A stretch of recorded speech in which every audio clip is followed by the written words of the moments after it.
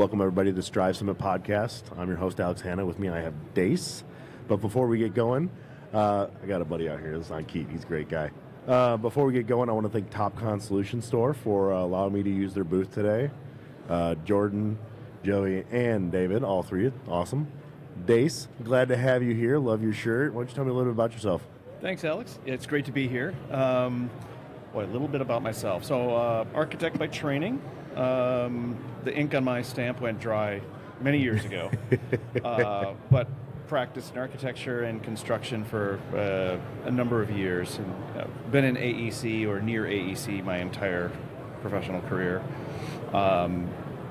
Never really held a drafting pencil that much, or never swung a hammer in the field. I've always been on the emerging tech side of industry. Always been quick to embrace and try to find value from whatever's been coming up around the corner and seeing how it can apply to practice. So, over my career, that's actually pulled me away from AEC literally into the tech side sometimes, but always facing AEC. So currently, I'm consulting. I've got 2 sets of clients, and it'll be no surprise my clients still align with what my background is. Sometimes tech expert for architects and contractors. Okay. And sometimes I'm an AEC industry expert for tech vendors who are trying to build solutions for the AEC industry. So still right at that flirting that line, right down the fence line between AEC and tech. I think everyone here is kind of flirting with that line. That's what we're all doing here anyways. Okay, so tell me more about the shirt. Oh yeah, so the shirt, for those who cannot see it, perhaps, more VR hype. It's I started in tech, specifically in virtual reality, about early 90s, so 30 plus years ago. So it's been a while. Was it the 80s big red headset? What was that? It was a Star Wars thing, right? There were a couple of headsets around that time that made it pretty attractive. No, actually, I first started geeking out about VR in '91. There was an old, back in the CAD days, there were a few CAD magazines, like literal paper magazines you could buy off the shelf. Yeah. No way. Cadence magazine was one of them. Okay. And they had a summer reading issue in 1991. Which just captivated my attention. It was a 91 issue, but all the articles are written from the point of the year 2001, looking back on the 90s and kind of predictions in reverse about what had happened. And somebody wrote an article from the year, I think 2011, looking back to, he really pushed it forward and talked all about this thing called virtual reality and what it was going to do and how architects and the rest of the AEC industry would embrace it and change design. And I was completely enthralled with the idea. And that one article actually kind of launched my interest and pivoted me in that direction. So fast forward a couple of years, I went to grad school. At the time, there were only 2 institutions in the country that could offer a Master of Architecture degree and doing VR research at the same institution. MIT Media Lab and the University of Washington HIT Lab, the Human Interface Technology Lab. So I went to UW. That's what brought me out to Seattle in the Northwest. Anyway, long story short, we did a lot of crazy VR stuff back in the day. That still informs a lot of today's applications and decisions. But we were giving demos to the press all the time, just like constant churn of press. And somebody got sick of it enough to make these shirts that said more VR hype. And actually, I lost that T-shirt, to time, but reprinted this myself a few years ago, and when there was kind of an XR resurgence. I love the shirt, and honestly, okay, so when you say those magazines and stuff that you were reading, immediately in my head I thought Space Odyssey 2001. Yeah. and that's the kind of vibe I was feeling with that magazine we were talking about. Awesome. Okay, so let's talk about how you're like the man. You're the OG VR guy. I hear it all the time. Have you talked to Dace? Yeah. Who's Dace? What does he do? I mean, I do. I'll preface it by saying I enjoy emerging tech of all kinds, right? Anything that can inform or embrace or enhance the industry, I'm all in. But yeah, XR, VR, AR, MR, name your favorite R. That's the tallest pole in the circus tent by far. Right? Yeah. For me, that's where I go the deepest. It's where I've just played my entire career at the center point. So yeah. I mean, VR is untapped potential. Everyone listening right now, XR is cool. VR is an untapped potential. And I think just recently, like Oculus and all these other things, like it used to be the Vive. They're all really expensive, right? When they started coming out, they made all these pop-ups. Then Oculus came out with the Quest 2, and I think that was the one that got popular. And now it's more of everyone kind of has this tangible thing of VR, but they don't know what to do with it yet. Yeah, I mean, and there's so many applications, so many directions, so many use cases. To oversimplify, and not to even address the hardware, which we can get into that. But, we'll do it. But to kind of oversimplify, virtual reality tends to offer a lot of benefits and use cases for designers, as augmented reality tends to offer more for people in the field, whether it's in construction or operations and maintenance. So, and I'm oversimplifying. There's a lot of gray area in between, but generally there's sort of VR for design and AR for construction. Yeah, I mean, you can't be on a construction site with a VR headset. You look like a dork, that's all. But yeah. Plus maybe a safety issue or two. But and just in case it needs a little explanation, it's worth noting that virtual reality is you're fully enclosed or immersed in a 100% artificial environment. You could be somewhere else, some other place and time, doesn't matter. It's a completely artificial reality. It's more about the overlay of digital information on the physical environment around you. Still very similar technology, but vastly different experience.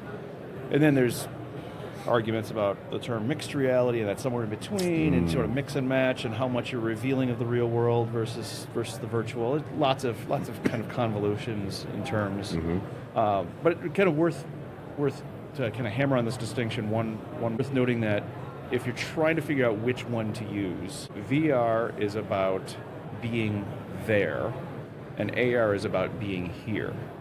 That is a great explanation. Yeah, I like that. I'm going to use that one. VR puts you somewhere else, right? Like you're in a fantasy world or a design intent of an upcoming project.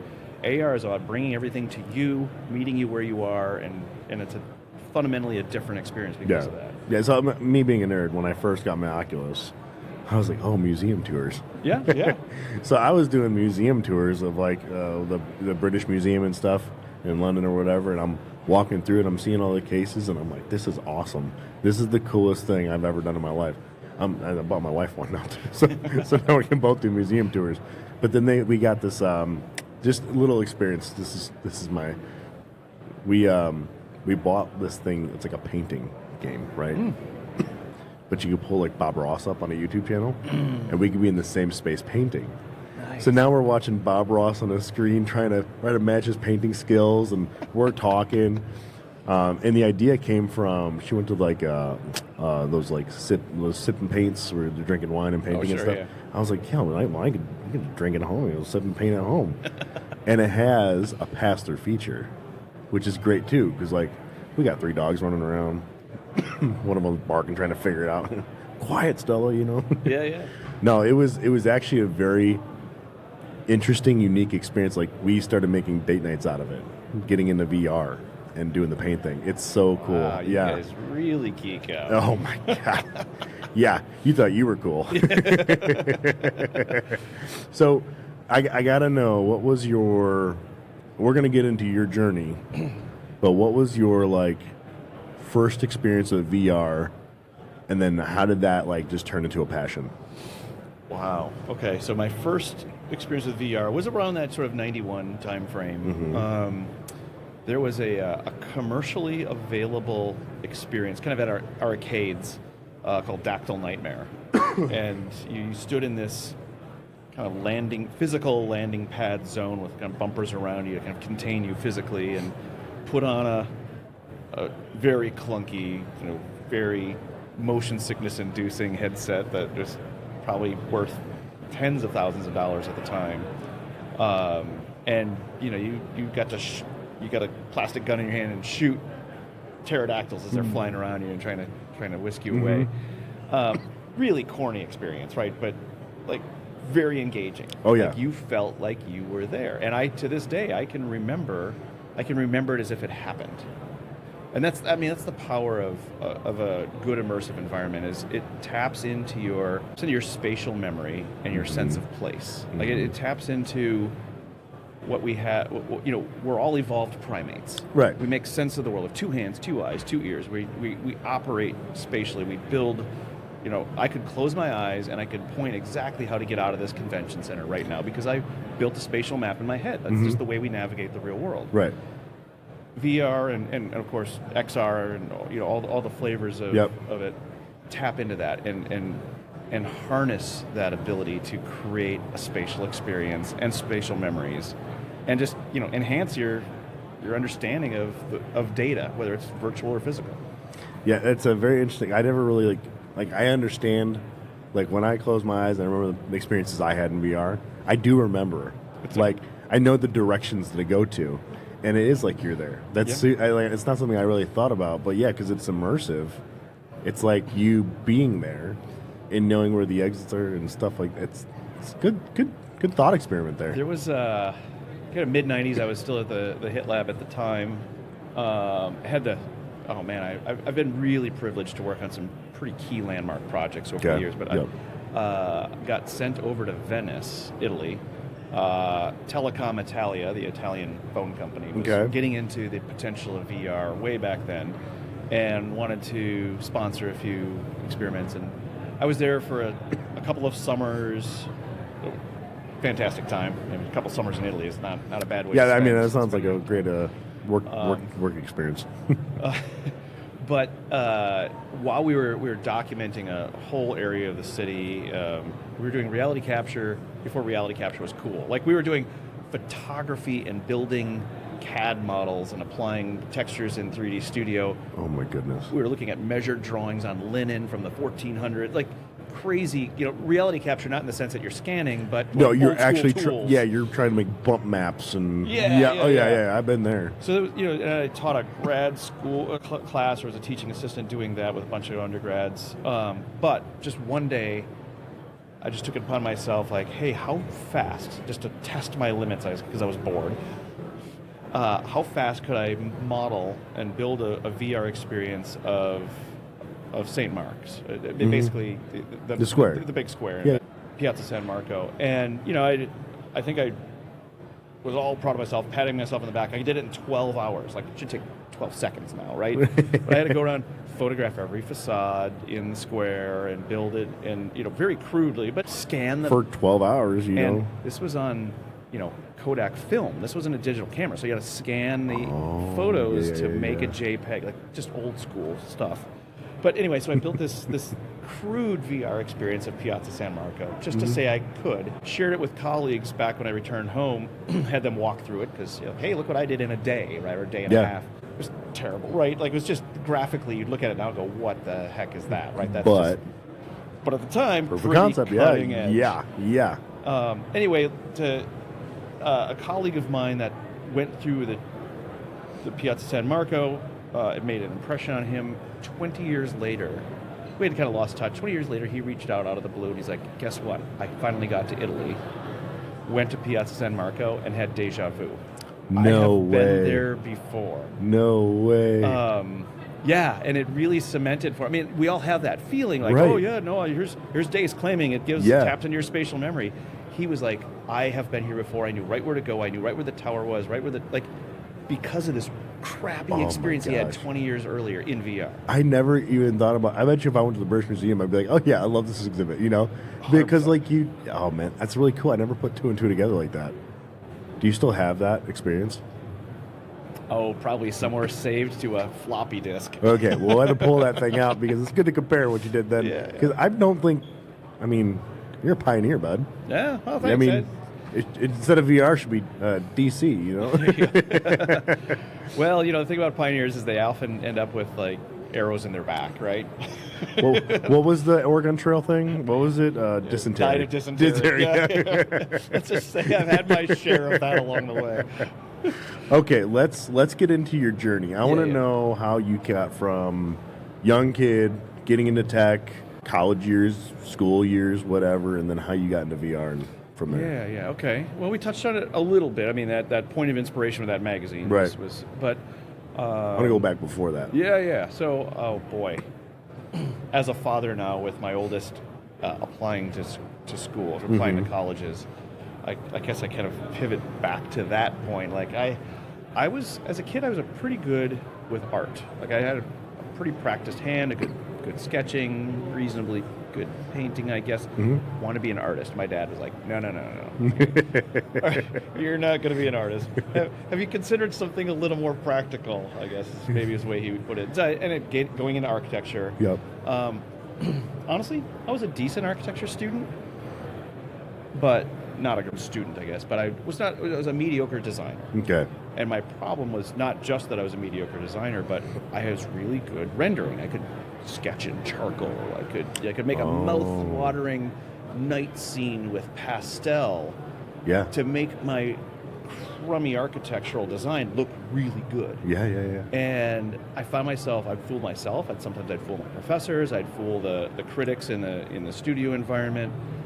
And most of the way through my college years, I was like, I'm not getting what I want out of this, and I needed to find another way to explore design and create design and visualize design that just wouldn't allow me to fool myself with my hand anymore. I couldn't take away the mouth-watering renderings and just get back to basics. Here's form and here's space and proportional relationships and whatnot. And so I really started to embrace 3D modeling at the time, because at the time, I was going to say, what does 3D modeling look like at that time?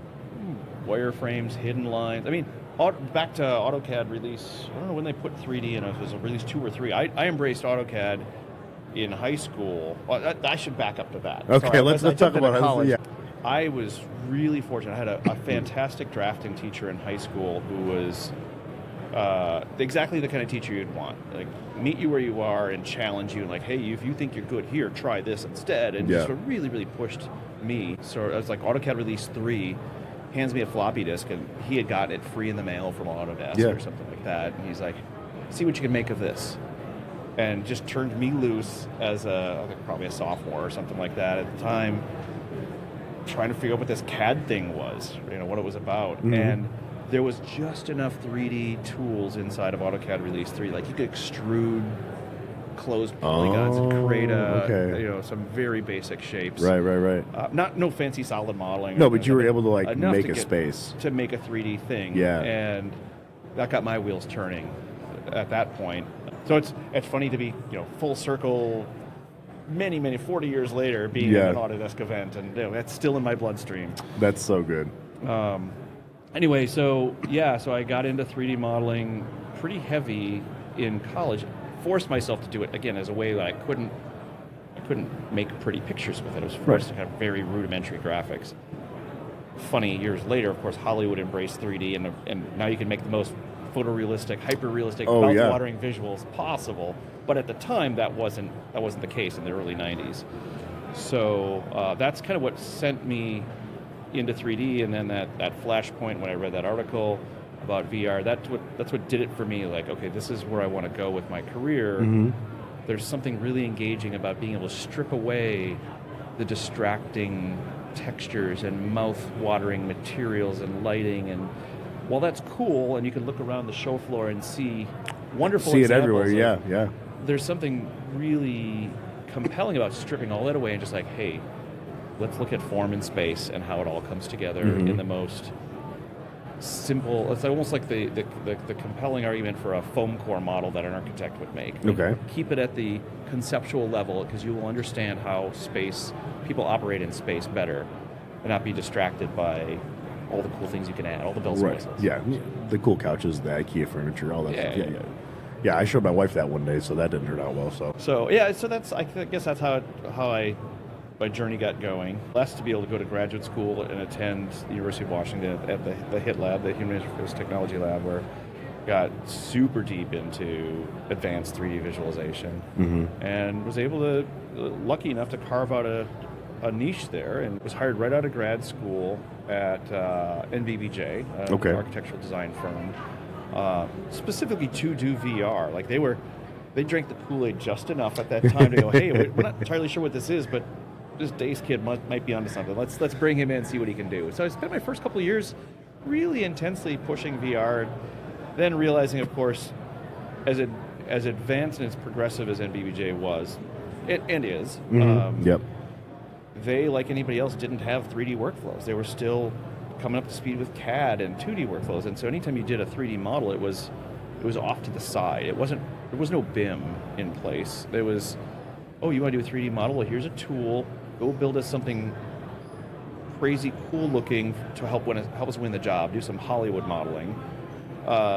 Maybe there's a rendering tool or something like that to add some nice graphics or something to it. So now the nice graphics are starting to creep back in. Yep. But that was totally divorced from a 2D workflow where some people were still drafting by hand and other people were embracing CAD. There was no 3D in practice at that time, not at scale. Right. Okay. So yeah, there I had the realization that if I wanted to have this mission of bringing VR or XR to the industry, you're gonna have to backpedal a little bit, slow down, and try to make 3D modeling part of the everyday practice, because you're not going to, there's not enough return on investing in a 3D model unless everybody's doing it. By the late 90s, of course, BIM started to become not a household term, but it was starting to show itself in a few places, and I jumped on that bandwagon then and really became a champion of BIM with, in the back of my mind, to bring real-time visualization and immersive experiences to the world. But yeah, really became a champion of BIM at that point. It's the early 2000s, kind of advancing through my career here a little bit. Mortensen Construction. Mortensen had with Frank Gehry, and done the Walt Disney Concert Hall in the kind of turn of the century time frame, which most people I think would probably have seen the Walt Disney Concert Hall at some point. I mean, Frank Gehry does some pretty swoopy, crazy shapes, and there was no way to build it by traditional means. So Mortensen had, as experimental as it was, tried to embrace 3D modeling, 3D and 4D visualization to see if there's some way they could physically construct this crazy 3D thing that Frank Gehry had done in a 3D model. Wildly successful project. It put Mortensen on the map in a lot of ways. It put BIM on the map in a lot of ways, even though, again, people were quite calling it BIM. It was kind of 3D, 4D. I mean, so I have a personal opinion about BIM and when it started. I'm pretty sure drafting died in 2014, 2015. That's when I say BIM VDC became a normal term. Drafting wasn't a term anymore. Yeah. This is definitely before that. Yeah. Because it was bleeding edge. It was really on the I can imagine. It was not ever a household thing anyway. Yeah. Anyway, so Mortensen had gotten enough out of, they'd seen the light with 3D and again 4D with visualizing a schedule, that they went on a little bit of a victory lap around the country, I guess, to a bunch of architecture firms and whatnot, showing off the great work they'd done. They'd gotten religion, like, hey, 3D can do something in construction here. Yeah. And I was enamored. I was like, okay, here's a firm that gets it. Here's a firm that sees where things are going. And so I made, at the time, an awfully difficult decision to leave architecture and go into construction. It was, at the time, a tough pill to swallow. I mean, trained as an architect, practiced as an architect, was licensed. But here was the other side, the dark side of the industry, kind of pulling me, like, hey, they're advancing further and faster than designers were at the time. So jumped ship, had a fantastic experience at Mortensen, joined a pretty advanced team there, but arguably became pretty central in helping Mortensen build what became their BIM practice. Okay. And Mortensen, of course, helped advance the industry in terms of use of BIM. So helping establish BIM in construction, not just for fancy art museums and performance halls, but for everyday parking structures, commercial office buildings. That was kind of the mission I was on, is to democratize 3D to the point where I don't care what you're doing, a shed, you're doing a doghouse, well, you better have a 3D model. Obviously. We all wish that now too. Yeah.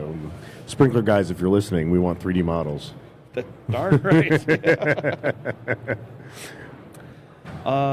But anyway, so I spent some key years at Mortensen formulating my own point of view of 3D in industry and helping form helping advance them.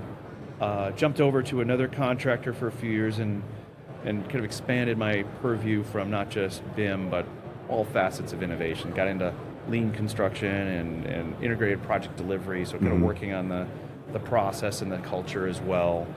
And then had another crisis moment, if you will, or aha moment, and jumped ship from AEC to Autodesk. Okay.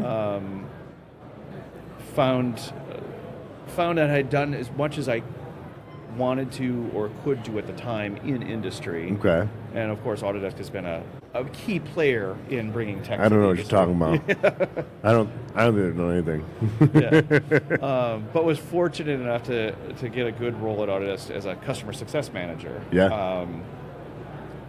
Serving AEC customers. So in some ways, I was doing the exact same thing I had been doing, vector contractor at a time, suddenly doing it at scale and had several customers and helping them embrace the tools. And as a CSM, customer success manager, your role was at Autodesk was typically in post-sales. Okay. And for good reason. And that's not always the case. Sometimes CSMs get into sales and whatnot. Yeah. But for good reason. The CSMs were very strategic, did a lot of business planning with their customers and sort of developing and co-developing a tech roadmap for them that made sense for them. But you got to, because you're post-sales, you got to say, with a very straight face, it was really legit, like, I don't care what you bought. Right. But if you bought it, I want you using it. We're here to help you adopt and see the value and the return on your investment. Because, of course, Autodesk wants to come in and sell you more later. Yeah. But really, the motivation was, let's get you using this stuff. Yeah, exactly. And so, yeah, go ahead. I was going to say, you're kind of like the, you've been on the front edge of all this VR and technology for a while now. You're like that secret person who made everything happen in history. You know what I mean?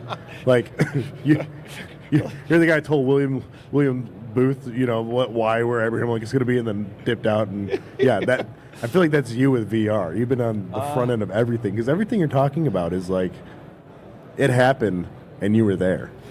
Yeah, there's a little bit to that. I mean, you might be giving me a little bit too much credit. Okay. But no, I've inserted myself into a lot of opportunities where sometimes it's landmark projects or tech that's finally ready to start putting in. And I've been really intentional along the way of like, what's next? How do we make it happen? I want to hear about the 90s when you were working with VR, making just extrusions and stuff, and having to promote it. You said you did a bunch of tours. I want to hear the blood, sweat, and tears of making a wall 3D and then having to show it off, and all the live demos that failed. Yeah. How much time do we have? Oh boy. It's funny. I still have. Everybody has like a recurring dream or a recurring nightmare from time to time. Yes. Unfortunately, I'm plagued with from time to time this recurring dream that it's like my master's thesis, doing it in VR, and the tech was doing my master's thesis. That was a real stressful concern about not having everything work just. And the tech was pretty fragile. I mean, it's fragile today. It's got a lot better, but at the time, boy, there was like a 50-50 chance it would work even if you turned it on. Right. Back then. Right. So it was dicey days.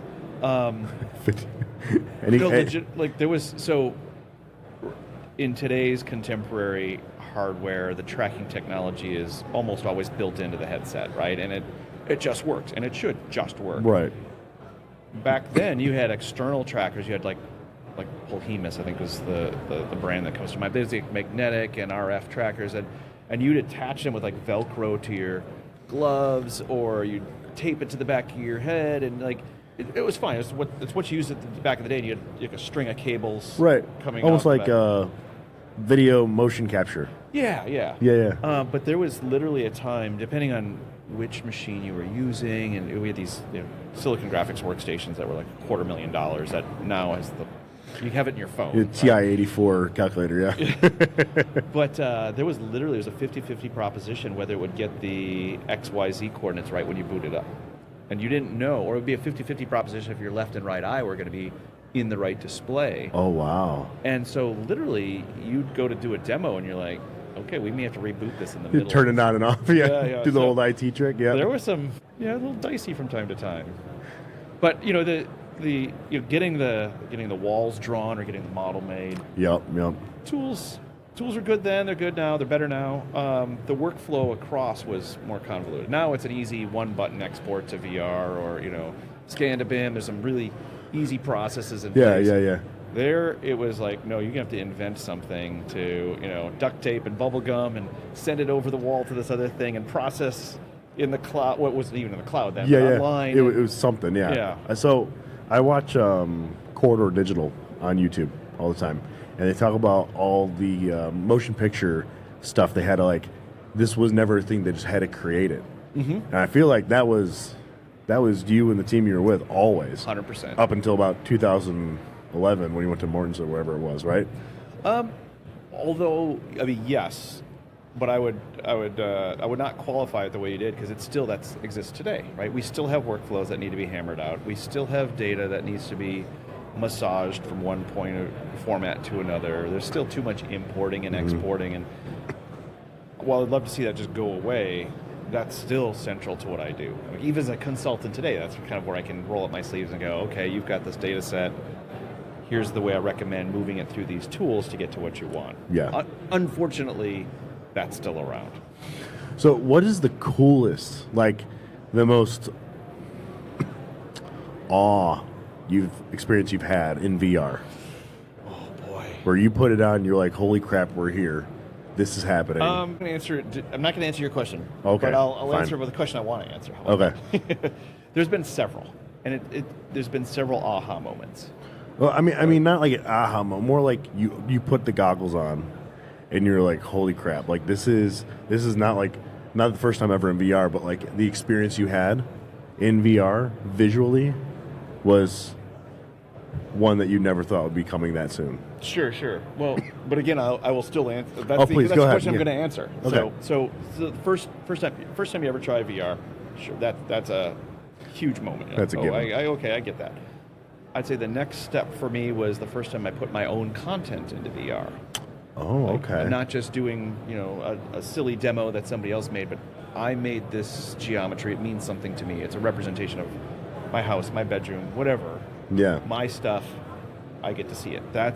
There's nothing better than that. Like, that already is like better than watching somebody else's demo or somebody else's stuff.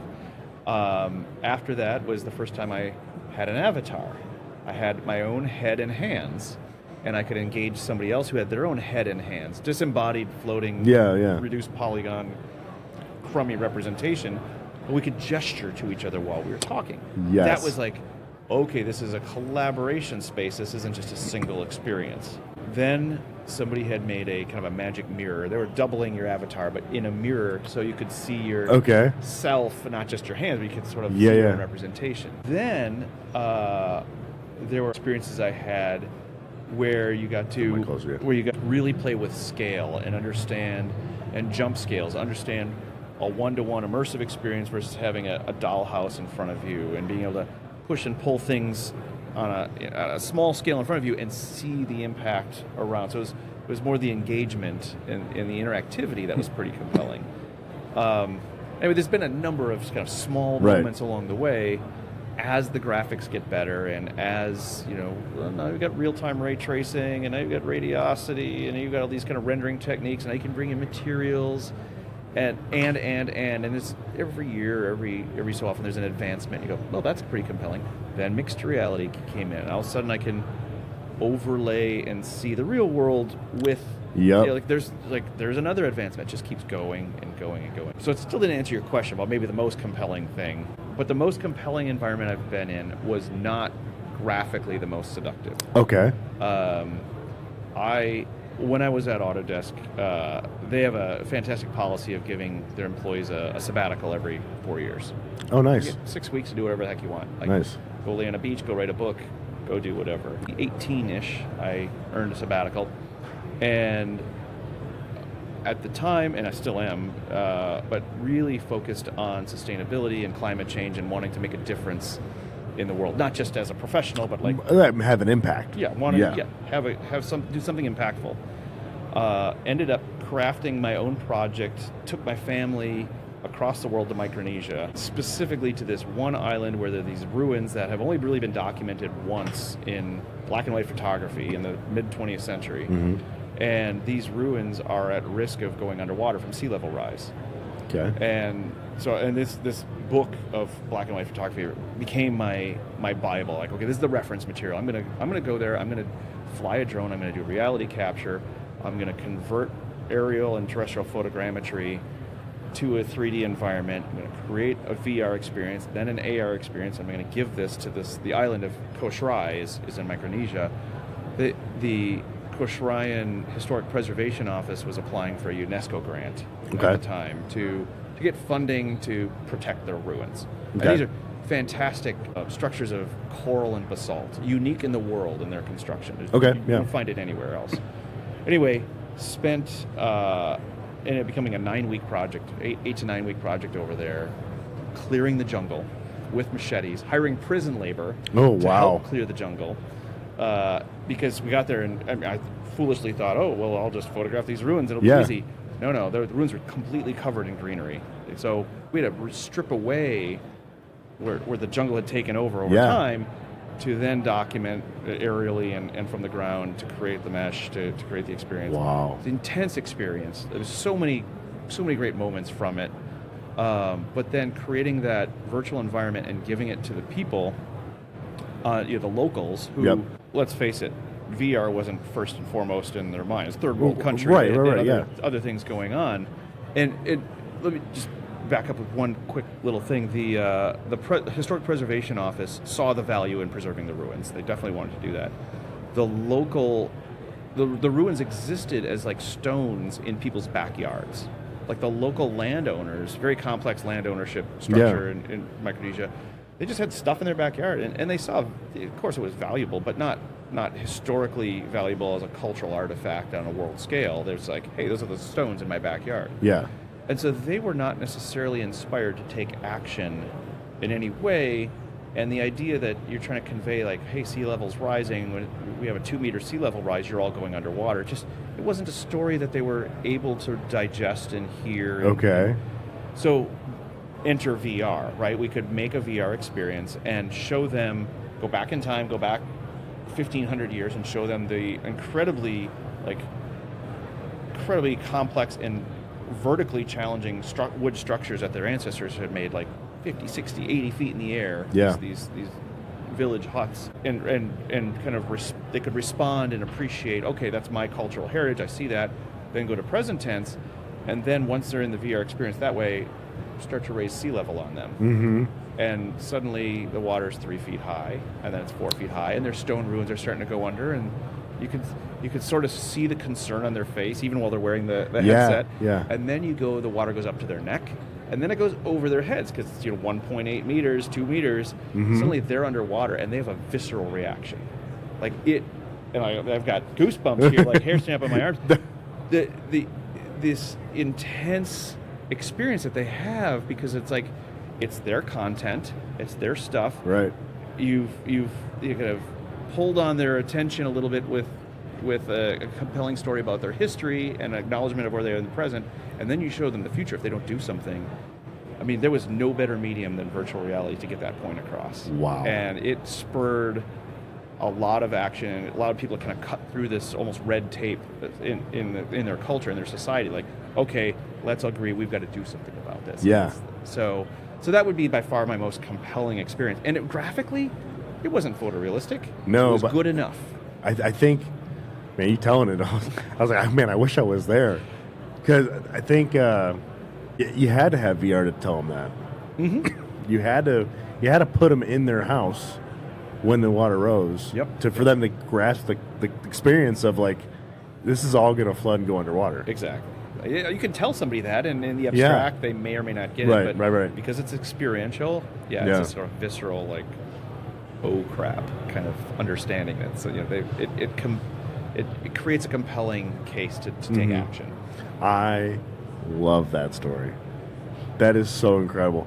And I wish I could put just my stuff in 3D all the time. I use like exporters, like Iris and then Arctio and all that stuff. But I've wanted to create a experience like that before, and like really, I don't know what it would be yet, but just like have that experience and build it and put it in there. I haven't had that moment yet. Sure. I've definitely had the so there's a lot of like concerns about social environments in VR as far as like talking to a cartoon, right? If you're doing a coordination or you're talking to stick figures, right, you kind of just disassociate from it. And then if you have like an avatar and like kind of it's a cartoon, but it's moving, it has gestures and actions, you almost forget you're in VR. There's been times where I've had the headset on for like 15 minutes and then forgot the headset was on, and you're just there experiencing it. And I don't think a lot of people understand that because they've never done that. Yeah. It's sort of like, talking about VR is sort of like, I don't know, it's sort of like writing music about food. It's like the wrong way to get people to, you have to experience it for yourself. Yeah. You can't sell a color television by showing somebody a black and white TV and saying, imagine if this was in color. Right. You have to try it yourself. I love that. Dace, if you were to talk to local colleges, high school kids, and tell them what the VR space is doing and what construction is doing with it, how would you convince them to get into construction? Maybe I wouldn't. No? You want to be assumptions. Yeah, go back and just do VR. Yeah, that's right. No, I mean, I don't think I want to convince people to go into construction. I mean, I think that's a perfectly fair question, and there's probably people well more qualified than me to try and answer that. I would instead just edit the question a little bit, like, oh, you think you want to go into construction? Why? What appeals to you about that? Okay. And are you going to get the most out of it? Because it's a very rich industry. There's so many opportunities for so many people. Oh yeah. Some people just want to swing a hammer. Yeah. Some people don't want to touch a tool and they want to get into the data. Yep. There's such a breadth of opportunity there for people to find their own way in the industry. And construction has a stigma that there's a certain personality or a certain persona that maybe they weren't the top kid in their class, or maybe they didn't get into the school of their choice and therefore they're in the trades or something, which is not a fair evaluation of the industry. I mean, this is what construction looks like now. Exactly. So I talk to the students. I show them Polycam. I call it the gateway drug to BIM. Right? Sure. You show them Polycam, and all of a sudden there's I can scan, and then what's BIM VDC, and then you get VR experiences, and you get AU, and you realize there's all these companies that are doing incredible. I mean, Dusty Robotics and HP just printing lines on the road. Yeah. Cubics across the way here they're doing video to point cloud. Like it's insane what's happening right now, and this is what construction looks like now. And this exactly. I love it. This is construction. So that's why I say if somebody's interested in building the environment, ask them why. Yeah. What compels you to want to do construction? I guarantee somewhere in their answer is, well, I like to make something that wasn't there before. I like to, make something to impact people, edit their behavior as society, make them go right instead of left, whatever it is. Like, people want to craft something into existence that influences society. That's probably buried in somebody's answer, whether they swing a hammer or turn a wrench or sit at a keyboard. There's probably a motivation there. Oh yeah. And I'd say that's where enter VR, because VR and AR and MR and all that enables you to make more effective decisions, make faster decisions, better decisions, more informed decisions through experience, right? Like, oh, you have this vision of what you want. You're an architect and you think you want the world to look like this, or you're a builder trying to interpret the architect's vision and put it into reality. Even if you are deathly afraid of a keyboard, deathly afraid of computers, that's where you're the perfect case for getting into VR. Because it's this experiential, intuitive medium that just responds and resonates to how you experience the real world. How you navigate, how you understand, and that's where it's compelling. I love that. Dace, thanks for coming on today. I do appreciate it. Hey, my pleasure. Yeah, and again, thanks to Topcon Solution Store. Again, give me the booth. VR's coming up. It's going to make more hype for VR. Darn more right. VR hype. All right. Thanks, Dace. Thanks, Alex. Appreciate it.